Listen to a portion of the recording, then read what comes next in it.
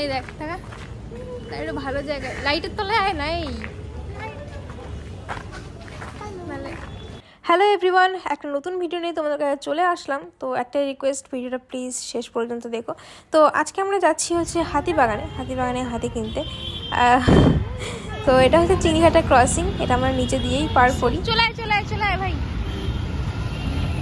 আর আজকেও নিচে দিয়েই পার করলাম। তো আর হেঁটে হেঁটে চললাম হচ্ছে রাস্তার অন্যদিকে। তো বাস ধরতে হবে আমাদের এখান থেকে। তারপরে এখানে দেখতেই পাচ্ছ কীরকম ভিড় হয়ে গেছে, এখানে সবসময় এরকমই ভিড় থাকে। কি আর বলবো, এত ব্যস্ত রাস্তা এটা।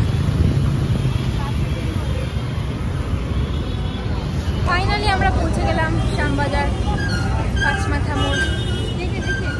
এইটাই হচ্ছে শ্যামবাজার পাঁচমাথা মোড়, যেটাকে বলা হয় হাতিবাগান। এখানে অনেক কিছু কিনতে পাওয়া যায়, মানে সব কিছু। তো চলো আমরা এখন করবো শপিং। বেসিক্যালি আমি শপিং করবো না, মনীষা করবে। দেখি কতটা নিজে কন্ট্রোল করতে পারি। তো আমাদের কেনা হয়ে গেল প্রথম শার্ট আর প্যান্ট। এরপরে দেখি চলো দোকান।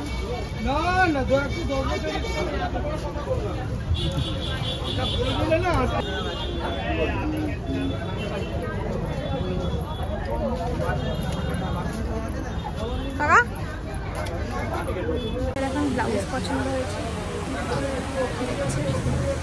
ওনার মনে করে অলরেডি 400 টাকা হয়ে গেল বাজার আমার। यही होता है। 150 টাকা করে এই শার্টগুলো। এটা ব্ল্যাক শার্ট হচ্ছে, এই দুটো নিয়ে নিলাম। এখন আমরা চলে এসেছি স্টাইল বাজারে। কিনবো না কিছুই, কাউন্টারে রেখে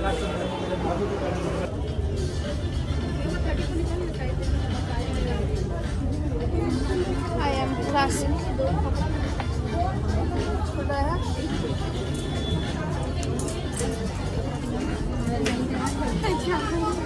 1 ঘন্টার উপর লাইনে দাঁড়িয়ে এই দুটো ড্রেস নিয়ে ট্রায়াল রুমে ঢুকেছি।